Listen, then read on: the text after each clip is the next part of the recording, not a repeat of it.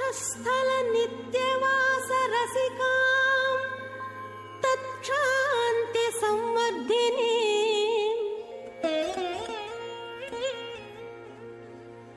पद्मालंकृत पाणि पल्लवयुगां पद्मासनस्थां श्रियं वात्सल्यादि गुणोज्ज्वलां भगवती वन्दे जगन्मातरम्।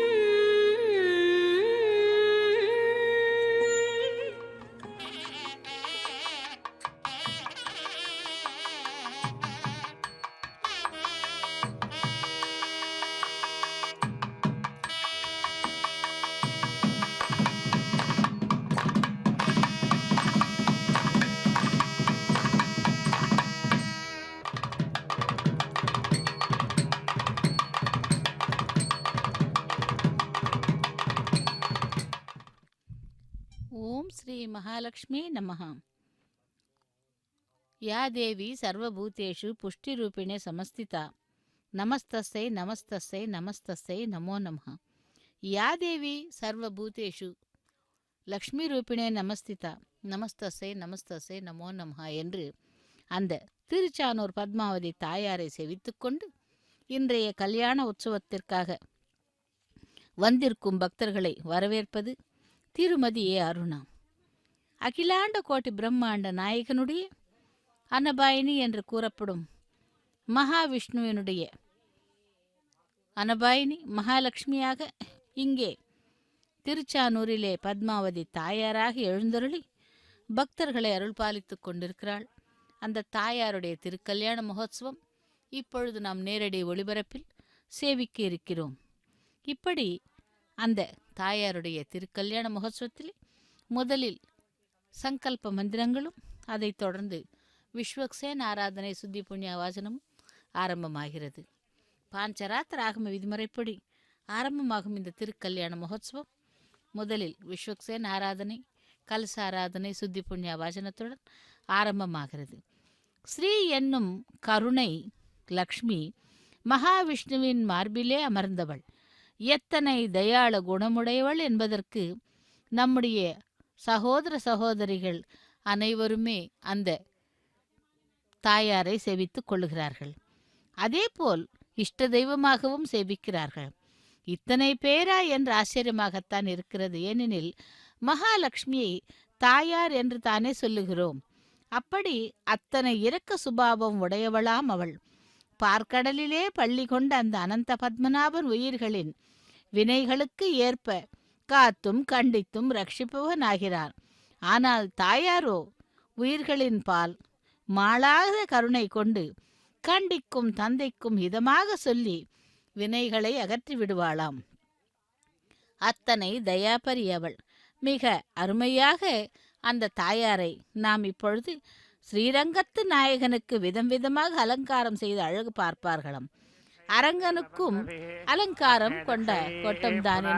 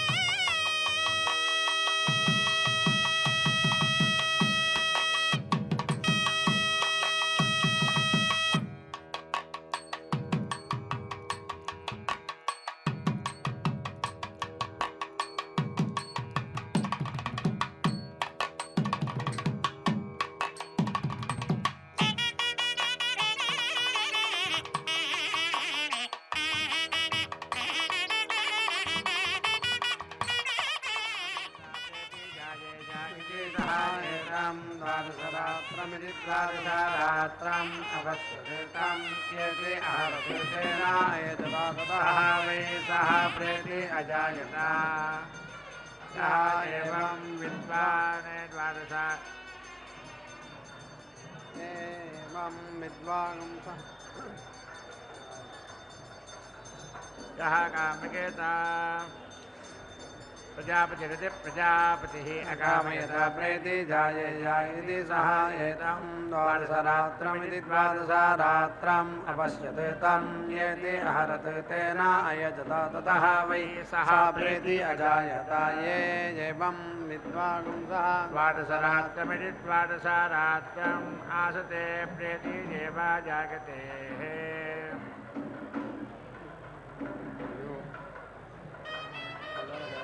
यः कामयेत प्रेति जायेया इति सः द्वादशरात्रेणेति द्वादशरात्रेण यजेत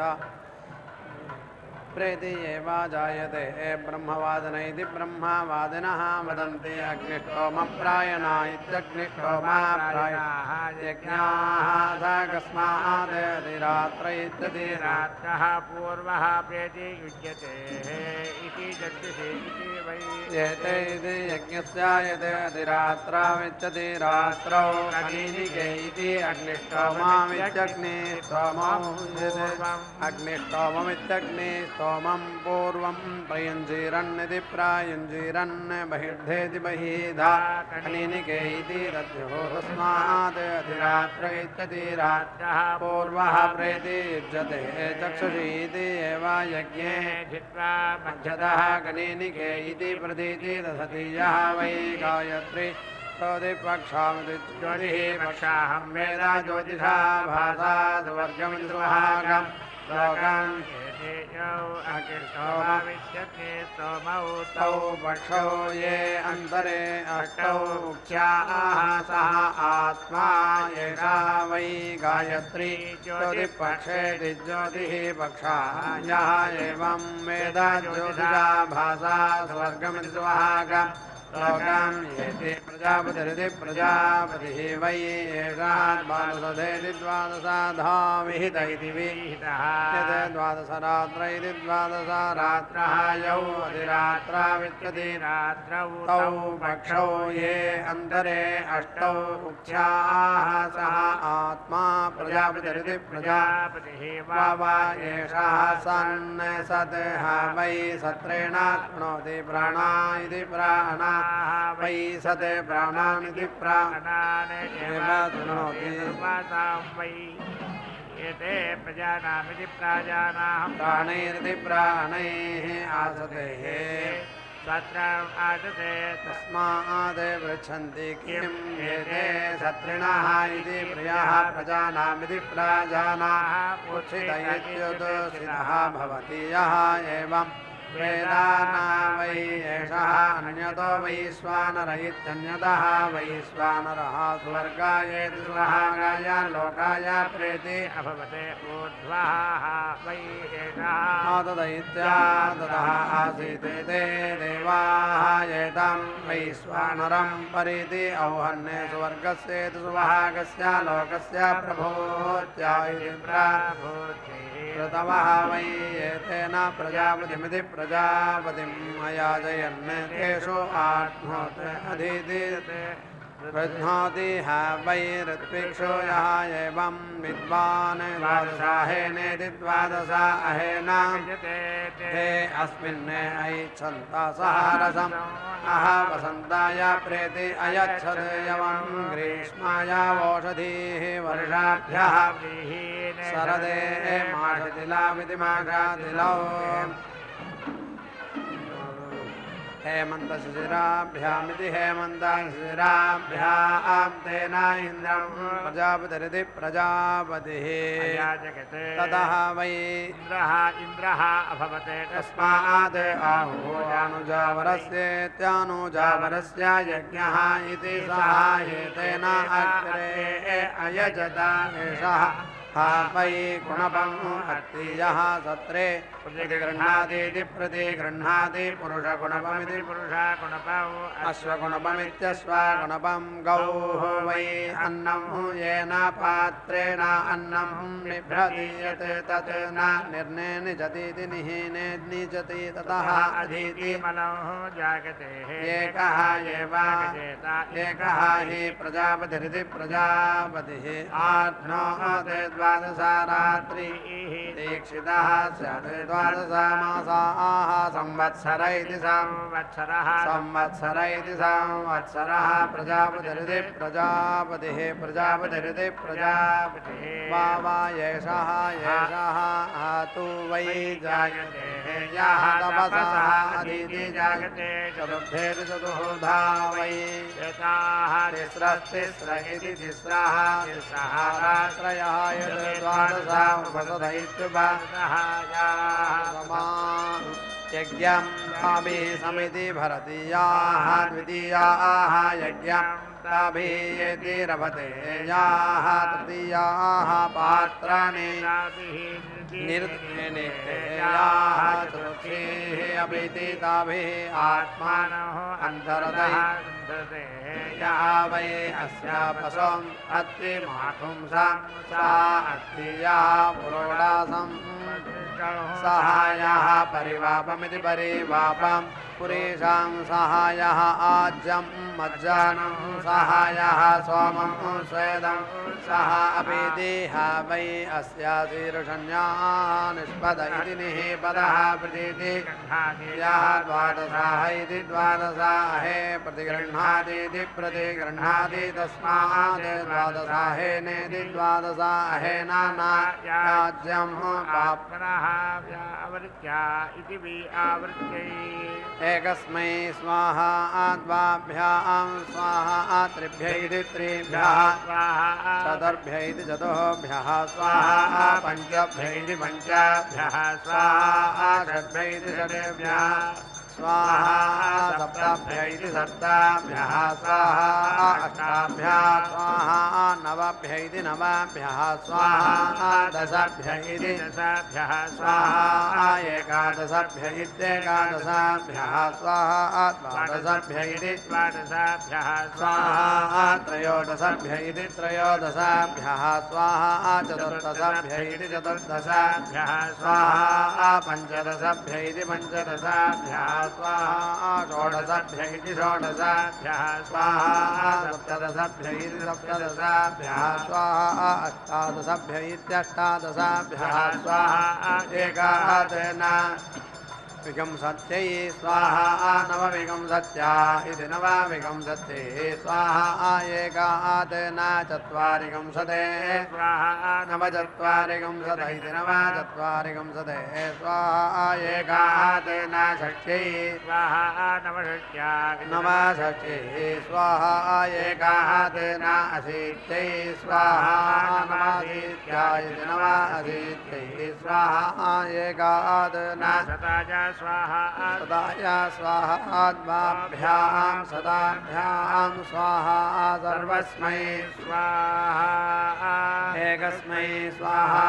त्रिभ्य इति त्रिभ्यः स्वाहा पञ्चभ्य इति पञ्चभ्यः स्वाहा सप्तभ्य इति सप्तभ्यः स्वाहा नवभ्य इति नवभ्यः स्वाहा एकादशभ्य इत्येकादशभ्यः स्वाहा त्रयोदशभ्य इति त्रयोदशभ्यः स्वाहा पञ्चदशभ्य इति पञ्चदशभ्यः स्वाहा सप्तदशभ्य इति सप्तदशभ्यः स्वाहा एकादशनामिकंसत्यै स्वाहा नवविकंसत्या इति नवविकंसत्यैः स्वाहा एकादशेन चत्वारिकंसते स्वाहा नवचत्वारिकंसत इति नवचत्वारिकंसतेः स्वाहा एकादशेन षष्ट्यै स्वाहा नवषष्ट्या इति नवषष्ट्यै स्वाहा एकादशेन अशीत्यै स्वाहा नवाशीत्या इति नवाशीत्यै स्वाहा एकादशेन शताया स्वाहा शताया स्वाहा सर्वस्मै स्वाहा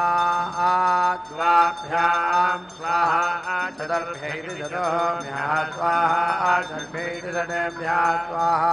अष्टाभ्यः स्वाहा दशभ्यैति दशाभ्यः स्वाहा द्वादशभ्यैति द्वादशाभ्यः स्वाहा चतुर्दशभ्यैति चतुर्दशाभ्यः स्वाहा षोडशभ्यैति षोडशाभ्यः स्वाहा अष्टादशभ्यैत्यष्टादशाभ्यः स्वाहा विकंसत्यै स्वाहा अष्टानवत्या इत्यष्टानवत्यैः स्वाहा सदाय स्वाहा सर्वस्मै स्वाहा इति त्रिभ्यः स्वाहा पञ्चाभ्य इति पञ्चाभ्यः स्वाहा सप्ताभ्य इति सप्ताभ्यः स्वाहा नवभ्य इति नवभ्यः स्वाहा एकादशभ्य इत्येकादशाभ्यः स्वाहा त्रयोदशभ्य इति त्रयोदशाभ्यः स्वाहा पञ्चदशभ्य इति पञ्चदशाभ्यः स्वाहा सप्तदशभ्य इति सप्तदशाभ्यः स्वाहा एकादश स्वाहा नवविंशत्या इति नवविंशतिः स्वाहा एकादश स्वाहा नवचत्वारिंशत् इति नवचत्वारिंशतिः स्वाहा एकादश स्वाहा नवषष्ट्या इति स्वाहा एकादशाशीत्यै स्वाहा नवाशीत्या इति नवाशीतिः स्वाहा एकादश सदाय स्वाहा सर्वस्मै स्वाहा चतुर्भ्य इति चतुर्भ्यः स्वाहा अष्टाभ्यः स्वाहा द्वादशभ्य इति द्वादशाभ्यः स्वाहा षोडशभ्य इति षोडशाभ्यः स्वाहा विंशत्यै स्वाहा षण्णवत्या इति षण्णवतिः स्वाहा सदाय स्वाहा सर्वस्मै स्वाहा पञ्चभ्य इति पञ्चाभ्यः स्वाहा दशभ्य इति दशाभ्यः स्वाहा पञ्चदशभ्य इति पञ्चदशाभ्यः स्वाहा विंशत्यै स्वाहा पञ्चनवत्या इति पञ्चनवतिः स्वाहा सदाय स्वाहा सर्वस्मै स्वाहा दशभ्य इति दशाभ्यः स्वाहा विंशत्यै स्वाहा त्रिंशते स्वाहा चत्वारिंशते स्वाहा पञ्चाशते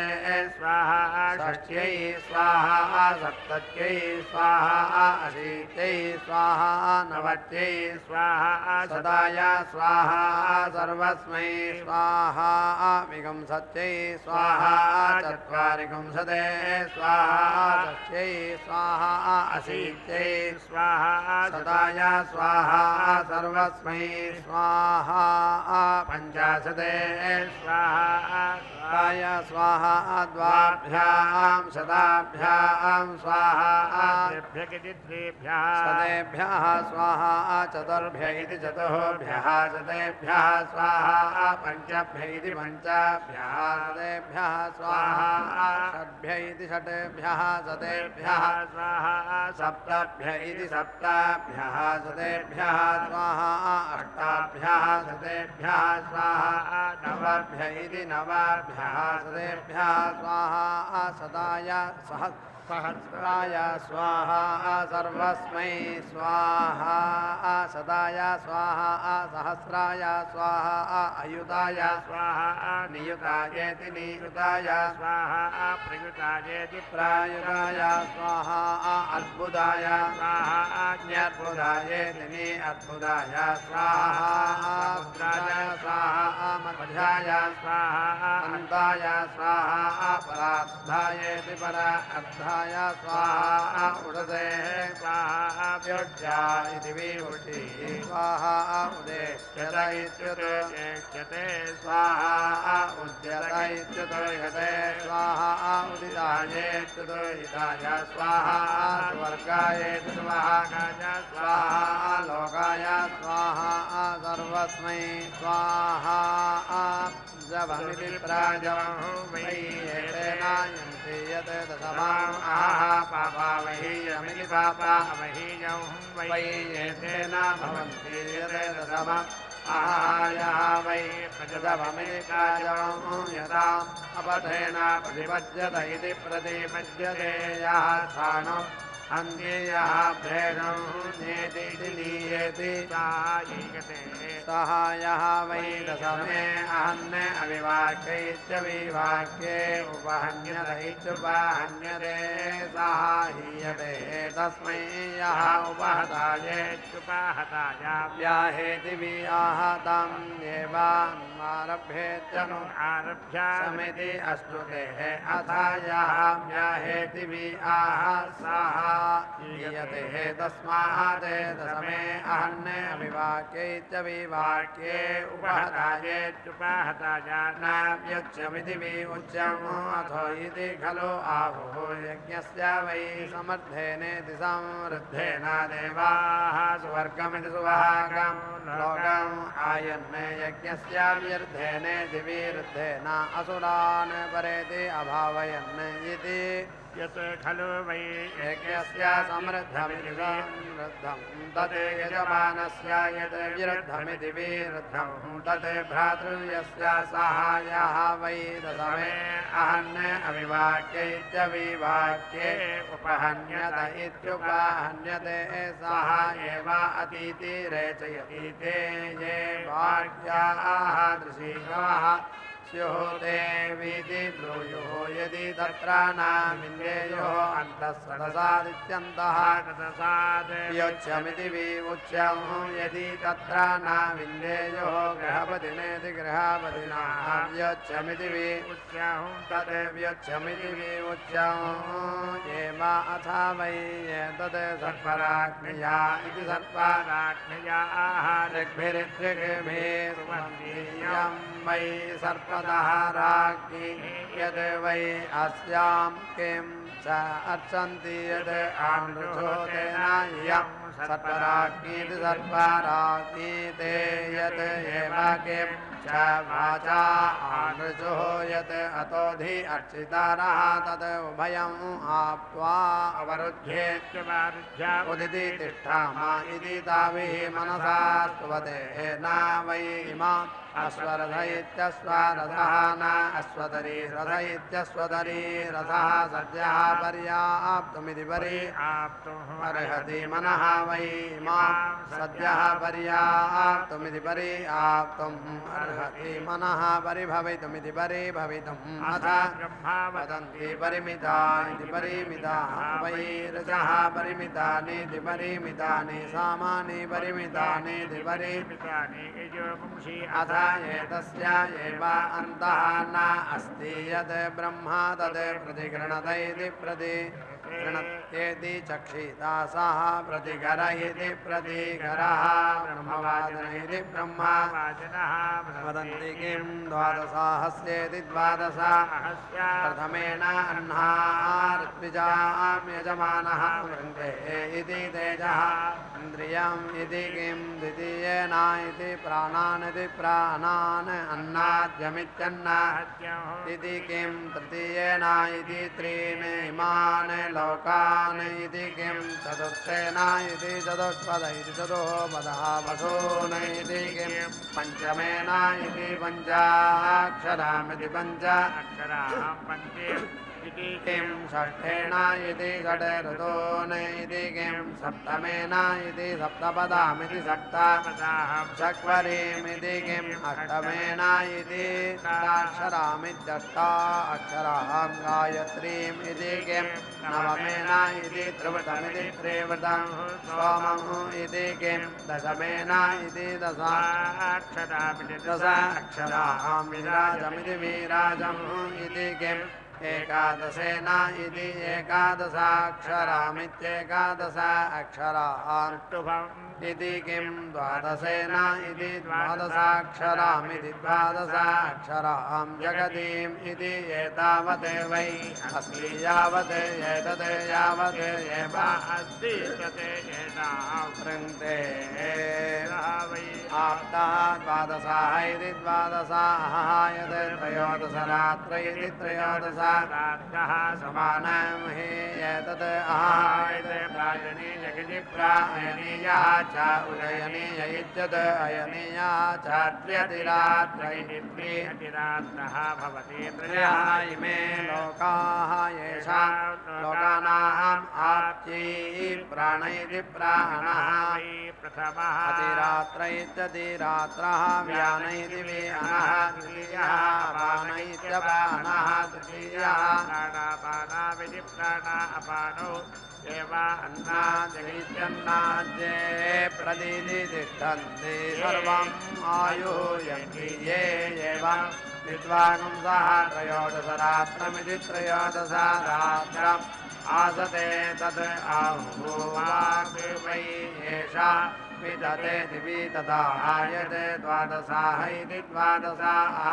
ताम् इति मध्ये रात्रमित्यति रात्र कुर्युः पदासुकेत्युपादासुका भवतेरिति गृहपतेः वाग् श्यामे उपरिष्टाते छन्दोमानामिति छन्दोमानां महाव्रतमिति महाव्रतं कुर्वन्ति सन्ततामिति सान्ततां देवावाचं अवेति रुन्धते अनुपदासुकेत्यनुपादासुका गृहपतेरिति गृहपतेः वाग् भवति वसवः वै छन्दोमा इति छन्दोमाः अन्नं महाव्रतमिति महाव्रतं उपरिष्टात् छन्दोमानामिति छन्दोमानां महाव्रतमिति महाव्रतं कुर्वन्ति पशुषु च एव अन्नाद्य इत्यन्नाद्ये च प्रतीति तिष्ठन्ति अकामयन्ता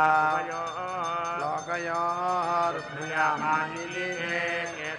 चतुर्दशरात्रमिति चतुर्दशरात्रम् अवश्यन्नेतां येति आहरन्नेतेन अयजन्ता ततः वै ते उभयोः लोकयोः आध्रुवन्ने अस्मिन् च अमुस्मिन् च ये एवं विद्वागुंसः चतुर्दशरात्रमिति चतुर्दशरात्रम् आसते उभयोः एव लोकयोः ध्रुवन्ति अस्मिन् च अमुस्मिन् च ये एवं विद्वागुंसः चतुर्दशरात्रमिति चतुर्दशरात्रम् आसते उभयोः एव लोकयोः ध्रुवन्ति अस्मिन् च अमुस्मिन् च चतुर्दशरात्र इति चतुर्दशरात्रः भवति सप्त ग्राम्याः ओषधया सप्त उभयेषाम् अवरुद्ध्या इत्यवरुध्ये प्राचीनानि पृष्ठानि भवन्ति इमौ एव तैः लोक अभीति जगन्ते यते पृष्ठानि भवन्ति इमौ एव तैः लोकाम् अभीति जयन्ति त्रयस्त्रिगुंसाविति त्रयः त्रिगुंसौ मध्यतः सोमोः भवतः साम्राज्यमिति सा एव गच्छन्ति राजा विद्यधीराजौ भवतः अधिराजा इत्यधिराजा एव समानानां भवन्ति अधिरात्रा विद्यधिरात्रौ अभितः भवतः परिगृहीत्या इति परिगृहीत्यै प्रजापतिः सुवर्गमिति सुवहागम् लोकम् ऐतेतं देवाः अन्विति आयन्ने तान् आदित्याः च वसवः च अन्विति आयन्ने ते देवाः प्रवर्णे जाने वसोने उपाधि विस्मेत्युप अजीविष्माते इमे अन्वाग्मन्नित्यनु आत्मन्ने इति तेभ्यः एतं चतुर्दशरात्रमिति चतुर्दशरात्रं प्रतीति औहन्ये ते आदित्याः वृष्टैः सुवर्गमिति सुभागं लोकम् आयन्ने विष्ठैः आदित्याः अमुस्मिन् लोके आध्रुवन्ने त्रिहाभ्यामिति त्रिहाभ्याम् अस्मिन् लोके पशून् प्रतीति औहन्ये वृष्टैः आदित्याः अमुस्मिन् लोके आध्रुवन्ने त्रिहाभ्यामिति त्रिहाभ्याम् अस्मिन् लोके पशवः ये एवं विद्वागुंसः चतुर्दशरात्रमिति चतुर्दशरात्रम् आसते आसदे उभयोः एव लोकयोः भवन्ति अस्मिन् च अमुष्मिन् च पृष्ठैः एव अमुष्मिन् लोके भ्रमन्ति भ्यामित्र्येऽहाभ्याम् अस्मिन् लोके ज्योतिः गौः आयुः इति अहः भवति यं मम ज्योतिः अन्तरिक्षं गौः असौ आयुः इमान् एव लोकान् अभ्यारोहन्ति आरोहन्ति गतभिरितः पृष्ठानि स्युः विविवधामिति विविवधौ स्यात् मध्ये पृष्ठानि भवन्ति सविवधत्वायेति सविवधात्वाय वोजः वै वीर्यं पृष्ठानि ओजः एव वीर्यं मध्यतः दधते बृहद्रथन्तराभ्यामिति बृहद्रथन्तराभ्यां यन्तीयं वावरथन्तरमिति रथं तरम् असौ बृहद् आभ्याम् एव यन्ति अथो इति अनयोः एव प्रतीति तिष्ठन्ति एते इति वै यज्ञस्य जसायनीत्यञ्जसायनी ताभ्यामेव सुवर्गमिति सुवः गां लोकां यन्ति वै एते स्वर्गमिति सुवहागं लोकम् अभ्यारोहन्तीत्यभि आरोहन्ति ये पराचीनानि पृष्ठानि उपयन्तीत्युपयन्ति प्रत्यङ्गत्रयः इति त्रिः भवति प्रत्यवरोढ्य इति प्रति अवरोढ्ये अथो इति प्रतिष्ठित्या इति प्रतिष्ठिः उभयोः लोकयोः रुद्ध्वा उदिति तिष्ठन्ति चतुर्दशे दशायेताः दासाव्याः दशादशाक्षरे दशाक्षराः विराडति विराट अन्नं विराडति विराट विराजेति विराज आयेवान्नाद्यमित्यन्ना अद्यम् अवेति रुन्धते याः चतस्रः चतस्रः चतुर्षु एव प्रतीति तिष्ठन्ति यदि रात्रा विद्यति रात्रौ अविदः भवतः परिगृहीत्या इति परिगृहीत्यै इन्द्रः वै सदृङ्गिति देवताभिः आसीत् सः नाभ्यावृतमिति आवृतम् अगच्छत् सः प्रजापतिमिति प्रजापति उपेति अधावते तस्मै एतां पञ्चदशरात्रमिति पञ्चदशरात्रौ प्रेति अयच्छते तं येति अहरते तेन अयच्छता तदा वै सः अन्याभिः देवताभिः व्यावृतमिति व्यावृतम् अगच्छते ये एवं विद्वागं सः पञ्चदशरात्रमिति पञ्चदशरात्रम् आसदे व्यावृतमिति व्यावृतम् एव पाप्मनः भ्रातृयेन गच्छन्ति ज्योतिः गौः आयुः इति त्रयः इति त्रियः भवति यं ज्योतिः अन्तरिक्षम्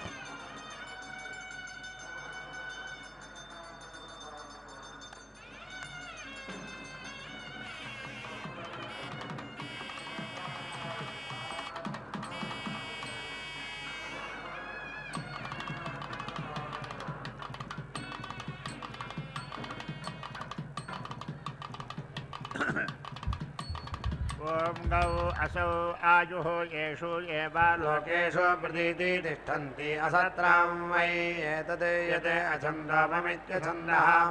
यत् छन्दोमा इति छन्दः माः भवन्ति तेन देवताः एव पृष्ठैः अवेति रुन्धते वसोने छन्दोमैरिति छन्दः मयैः वोजः वै वीर्यं पृष्ठानि वसवः छन्दोमा इति छन्दः माः वोजसि एव वीर्ये पशुषु प्रतीति तिष्ठन्ति पञ्चदशरात्र इति पञ्चदशरात्रा भवति पञ्चदश इति पञ्चदशः वज्रः वज्रम् एव भ्रातृयेभ्यः प्रेति हरन्ति इति रात्रा विच्यति रात्रौ अभितः भवतः इन्द्रियस्य परिगृहीत्या इति परिगृहीत्यै इन्द्रः वै शिथिलः इव अप्रतिष्ठितः आसीत् सः असुरेभ्यः अभिभेदे सः प्रजापतिमिति प्रजापतिमुपेति तस्मै एतां पञ्चदशरात्रमिति पञ्चदशरात्रं वज्रं प्रेति अयच्छत् तेन असुरान् विजित्येति विजित्य श्रियम् अगच्छत् अग्निष्टुतेत्यग्निस्तुताः पाप्मानं निरति अदहत सारात्रेण ओजः बलम् इन्द्रियं वीर्यं आत्मन्न अदत्ताये एवं विद्वागुंसः पञ्चदशरात्रमिति पञ्चदशरात्रम् आसते भ्रातृव्यान् एव पराभाव्येति पराभाव्या विजित्येति विजित्या श्रियं गच्छन्ति अग्निष्टुतेत्यग्निष्टुताः पाप्मानं निर्दीदहन्ते पञ्चदशरात्रेणेति पञ्चदशरात्रेण ओजः बलम् इन्द्रियं वीर्यं आत्मन् ददते ताः एव पशव्याः पञ्चदशेति पञ्चदशा वै अर्धमासस्येत्यर्धमासस्य रात्रजः अर्धमास इत्यर्धमासः संवत्सर इति संवत्सरः आप्यते संवत्सरमिति संवत्सरं वसवः अनुप्रेति जायन्ते तस्मात् वसव्याः एताः एव सुवर्ग्या इति सुभाग्याः पञ्चदशेति पञ्चदशा वै अर्धमासस्येत्यर्धमासस्य रात्रयः अर्धमासस इत्यर्धमासः संवत्सर इति संवत्सरः आप्यते संवत्सर इति संवत्सरः सुवर्ग इति सुभागः लोकः तस्मात् सुवर्ग्या इति सुभाग्याः ज्योतिः गौः आयुः इति त्रयः इति अहः भवति इयं वाव ज्योतिः अन्तरिक्षं गौः असौ आयुः इमान् एव लोकान् अभ्यारोहन्तीत्यभि आरोहन्ति यत् अन्यतः पृष्ठानि स्युः विविधमिति विविधम् स्यात् मध्ये पृष्ठानि भवन्ति सविवधत्वायेति सविवधात्वाय ओजः वै वीर्यं पृष्ठानि ओजः एव वीर्यं मध्यतः बृहद्रथन्तराभ्यामिति बृहत् रथन्तराभ्यां यन्ति इयं वाव रथन्तरमिति रथन्तरम् असौ बृहद् आभ्याम् एव यन्ति अथो इति अनयोः एव प्रतीति तिष्ठन्ति एते इति वै यज्ञस्य इत्यञ्जसा अयने सुदीदिताभ्याम् एव सुवर्गं सुभागं लोकं यन्ति पराञ्चः वै एते सुवर्गं सुभागं लोकम् अभ्यारोहन्तीत्यभि आरोहन्ति ये प्राचीनानि पृष्ठानि उपयन्तीत्युपगन्ति प्रत्यङ्त्रयः इति त्रिअहः भवति प्रत्यवरोढ्या इति प्रति अवरोढ्यै अथो इति प्रतिष्ठित्यै उभयोः लोकयोः रुद्ध्वा उदिति तिष्ठन्ति पञ्चदशेति पञ्चदश एताः तासां याः दश दशाक्षरेति दश अक्षराः विराडिति विराट् अन्नं विराडिति विराट् विराजेति विराजा एव अन्नाद्यमित्यन्नाद्यम् अवेति रुन्धते याः पञ्च पञ्चदिशः दिक्षु एव प्रतीति तिष्ठन्ति अधिरात्रावित्यधिरात्रौ अभितः भवतः इन्द्रियस्य वीर्यस्य प्रजाया इति प्राजायै पशूनां परिगृहीत्या इति परिगृहीत्यैः प्रजापतिरिति प्रजापतिः अकामयता अन्नाद इत्यन्नादः स्याः इति सः एतं सप्तदशरात्रमिति सप्तदशरात्रम् अपश्यते तं येते अहरते तेन अयजता ततः वै सः अन्नाद इत्यन्नादः अभवत् ये एवं विद्वागं सः सप्तदशरात्रमिति सप्तदशरात्रम् आसते अन्नादा इत्यन्नादाः एव भवन्ति पञ्चाः इति पञ्चाः भवति पञ्चा वै ऋतवः संवत्सर इति संवत्सरः ऋतुषु एव संवत्सर इति संवत्सरे प्रतीति तिष्ठन्ति अथो इति पञ्चाक्षरेति पञ्च अक्षराः पङ्क्तिः पाङ्गः यज्ञः यज्ञम् एव अवेति रुन्धते असत्रं वै एतत् यत् अछन्दोममित्यछन्दः मां यत् इति छन्दः माः भवन्ति तेन सत्रम् देवताः एव पृष्ठैः अवेति रुन्धते वसोने छन्दोमैरिति छन्दः मैः ओजः वै वीर्यं पृष्ठानि वसवः छन्दोमा इति छन्दः माः ओजसि एव वीर्ये पशुषु प्रतीति तिष्ठन्ति सप्तदशरात्र इति सप्तदशरात्रः भवति सप्तदश इति सप्तदशः प्रजापतिरिति प्रजापतिः प्रजापतेरिति प्रजापतेः आप्ति अधिरात्रावित्यधिरात्रौ अभितः भवतः अन्नाद्यस्येत्यन्ना अद्यस्य परिगृहीत्या इति परिगृहीत्यै विक्रम्येति विक्रम्य अधिष्ठते ब्रह्मणा देवेषु अन्नेन ते देवाः कामयन्ता उभयं समिति वृञ्जीमहे ब्रह्म च अन्नं च इति ते येताः ततः वै ते उभयं समिति अवृञ्जत ब्रह्म च अन्नं च ब्रह्मवर्चसे नैति ब्रह्म अन्नादा इत्यन्ना अदाः अभवन् ये एव विद्वागुंसः एताः आसते उभयं एव समिति वृञ्जते ब्रह्म च अन्नं च ब्रह्मवर्चसे नैति ब्रह्म अन्नादा इत्यन्ना अदाः भवन्ति द्वे इति वै एते इति विराजामिति विराजौ तयोः एव नाना प्रतीति विगुंसः वै पुरुषः दशहस्त्याः अङ्गुलयः दशपद्याः यावान् एव पुरुषः तम् आप्त्वा उदिति तिष्ठन्ति ज्योतिः गौः आयुः इति त्रयः इति त्रियः भवन्ति यं ज्योतिः. ஓம் ஸ்ரீ மகாலட்சுமி நமஹ. தாயாருடைய திருக்கல்யாண மகோத்சவத்திலே அக்னி பிரதிஷ்டை ஹோமத்தை முடித்துக்கொண்டு இப்பொழுது மாங்கல்ய பூஜை செய்து கொண்டிருக்கிறார் அர்ச்சக சுவாமி. தாயார் ஆனவள் ஸ்ரீரங்கத்துக்கு நாயகனுக்கு விதவிதமாக அலங்காரம் செய்து அழகு பார்ப்பார்களாம். அதேபோல் அலங்காரம் கொண்டாட்டம் தானே என்றும் அத்தனையும் செய்து கொண்டு கண்கொள்ளா காட்சியாக பக்தர்களுக்கு அருளுவானாம். அந்த ஒரு வார்த்தை பராசர பட்டர் பாராட்டி சொன்னால் முழு திருப்தி அடைவானாம். அதேபோல் ஒரு முறை மோகினி அலங்காரம் தாயாரைப் போல அலங்காரம் செய்தார்களாம். அழகோ அழகு அள்ளிக்கொண்டு போனது. ரங்கனுக்கே தாங்கவில்லை. தான் ரொம்ப அழகாக இருப்பதாக அத்தனை சந்தோஷம் பராசர பட்டரை ஓரக்கண்ணால் பார்த்தாராம். அவரும் ஒன்றும் வாய் திறக்கவில்லை. இப்படி என்ன அலங்காரம், இப்படி உம்மை தாயார் மாதிரி இருக்கிறேனா என்று கேட்டாராம். எல்லாம் சரிதான், அழகாகத்தான் இருக்கிறேன், ஆனால் தாயாரோட கண்ணிலே தெரியும் கருணை உன்னிடத்திலே காணுமே என்றாராம். ஸ்ரீரங்கநாதனுக்கு நாணம், அதாவது வெட்கம் வந்து விட்டதாம். எப்பேற்பட்ட காட்சி! தாயாருக்கு ஈடு இணை யாரு இருப்பார்கள்? நாம் மானுட அம்மாவே கருணையின் உருவம் என்றால் லோக மாதாவாக ஜெகன் மாதாவாக விளங்கும் அந்த தாயார் ஸ்ரீயோட கருணை பற்றி சொல்ல தெரிய வேண்டுமா என்ன? எனவே அந்த செல்வம் என்றால் பணம் என்பது மட்டுமாக கொள்ளாமல் வாழ்வின் சௌபாகியங்களையும் மங்களங்களையும் தருவாயம்மா என்று அவளிடம் மனமுருகி நின்றால் அவள் கனிந்துருகி நமக்கு அருள் செய்வாள். அப்படி இன்றைய நிலையில் குடும்பங்களில் அமைதியின்மையும் மனக்குழப்பமும் பொருளாதார நெருக்கடியும் இருக்கும். ஆனால் அந்த மகாலட்சுமி தாயாரை வேண்டினால் அவள் சாந்த லக்ஷ்மியாகவும் தைரிய லக்ஷ்மியாகவும் ஐஸ்வர்ய லக்ஷ்மியாகவும் நமக்கு அருளி செய்வாள். அதேபோல்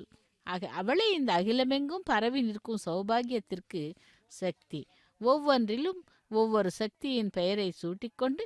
அந்த தாயார் எங்கும் பறந்து வியாபித்து நிற்பவள். அதனால்தான் ஒவ்வொரு நிலையிலும் அவளுடைய பெயரே வழங்கப்படுகிறது. அப்படி வாழ்வின் அனைத்து நிலைகளையும் நாம் பார்த்தோமானால் தானியலட்சுமி, விஜயலட்சுமி, வீரலட்சுமி என்றெல்லாம் பெயர்களை தாங்கி நிற்கிறாள். அதே சமயம் கருணை தாயாராகவும் விளங்குகிறாள். எனவே அந்த தாயாரை நாம் சேவித்து மகிழ்ந்து வாழ்விலே வளம் பெற அவளுடைய அனுகிரகத்தை பெறலாம். அப்படிப்பட்ட தாயாரை திருக்கல்யாண மகோத்சவத்திலே இதோ மாங்கல்யங்களுக்கு பூஜை முடிந்து மாங்கல்ய தாரணம் நடைபெற உள்ளது.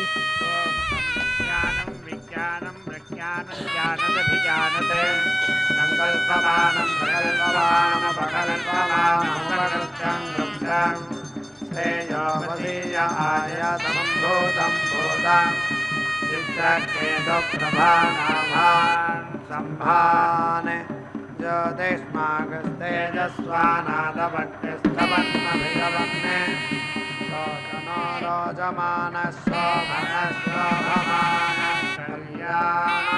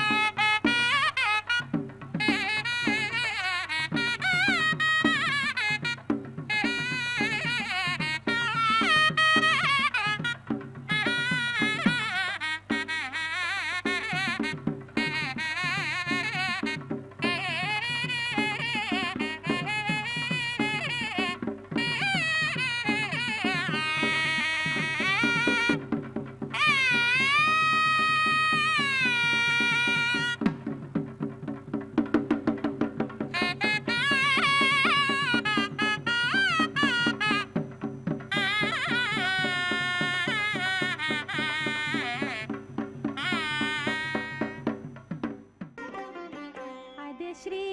వెంకటపతి అలమేలు మంగయును కదిసియున్నారు తమకమున పెండ్లికిని. అదే శ్రీ వెంకటపతి అలమేలు మంగయును కదిసియున్నారు తమకమున పెండ్లికిని.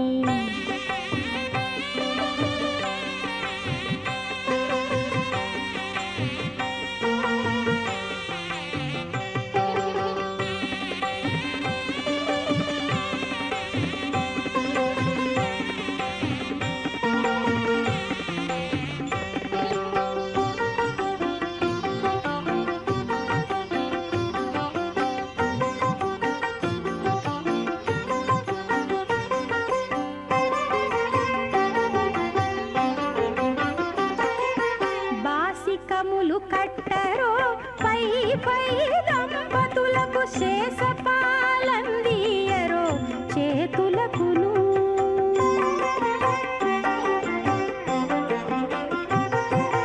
బాసికములు కట్టరో పై పై దంపతులకు శేషపాలందియరో చేతులకును. సూసకాల పేరంటాండ్లు శోభాన పాడరో సూసకాల పేరంటాండ్లు శోభాన పాడరో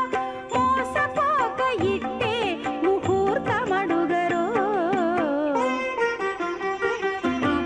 అదే శ్రీ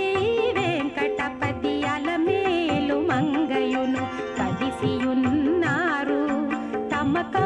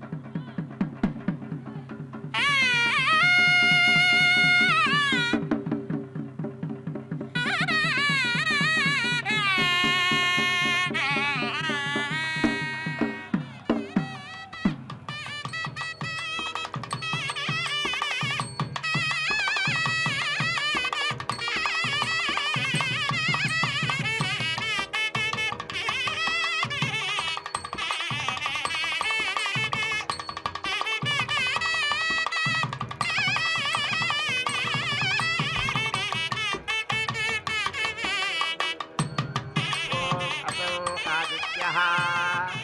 अस्मिन् लोके आसीत् तं देवाः पृष्ठैः परिगृह्येति परिगृह्य स्वर्गमिति सुवहागं लोकम् अगमयन् परैः अवस्थात् परीति अगृह्णन् दिवाकीर्त्यनेति दिवाकीर्त्यन स्वर्ग इति सुवहागे लोके प्रतीति अस्थापयन् परैः परस्तात् परीति अगृह्णन् पृष्ठैः पृष्ठैः उपावारोहन्नित्युप अवारोहन् सः वै असौ आदित्यः अमुष्मिन् लोके परैः उभयतः परिगृहीत परिगृहीतः यत् पृष्ठानि भवन्ति स्वर्गमिति सुवहागम् एव तैः लोकम् यजमानाः यन्ति परैः अवस्थात् परीति गृह्णन्ति दिवाकीर्त्येनेति दिवाकीर्त्येन स्वर्गेषु सुवहागे लोके प्रतीति तिष्ठन्ति परैः परस्तात् प्रतीति गृह्णन्ति पृष्ठैः उपावरोहन्तीत्युप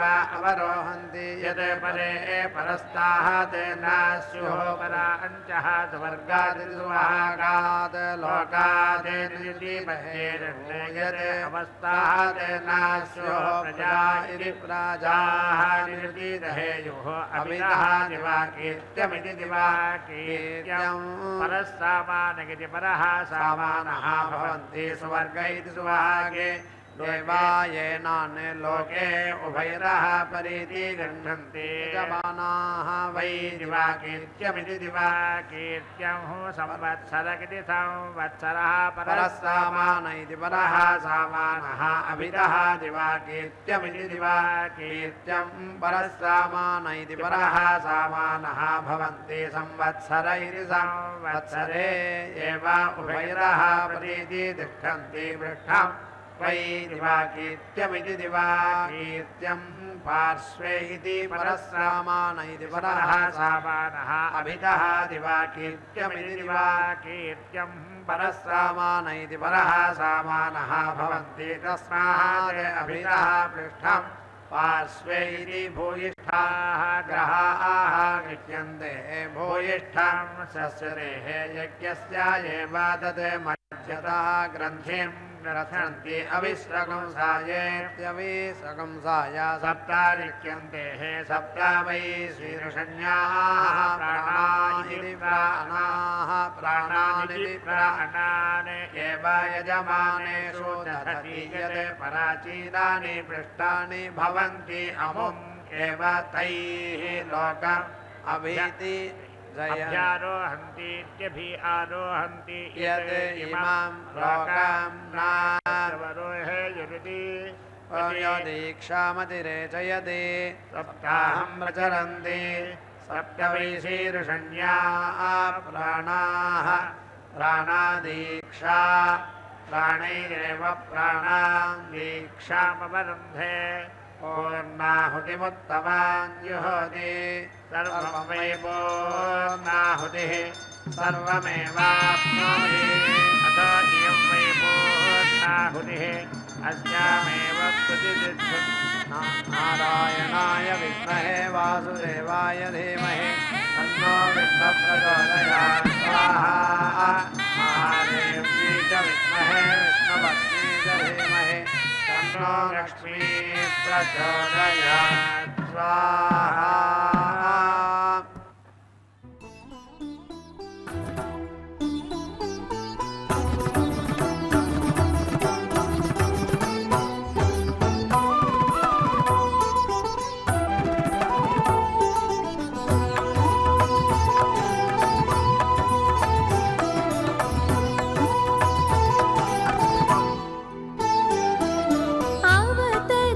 అవతరించినావా భూమిలో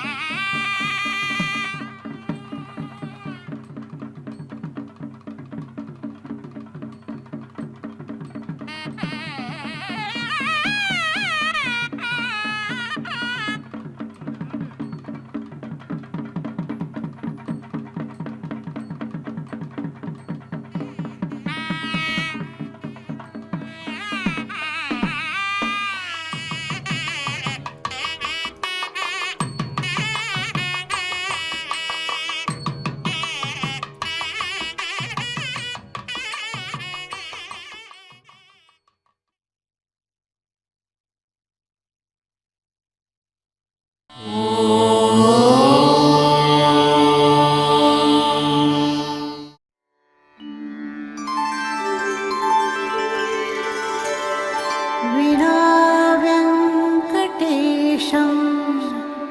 ननाथो ननाथः सदा व्यङ्कटेशं स्मरामि स्मरामि हरे व्यङ्कटेश प्रसीद प्रसीद प्रियं वेङ्कटेश प्रयच्छ प्रयच्छ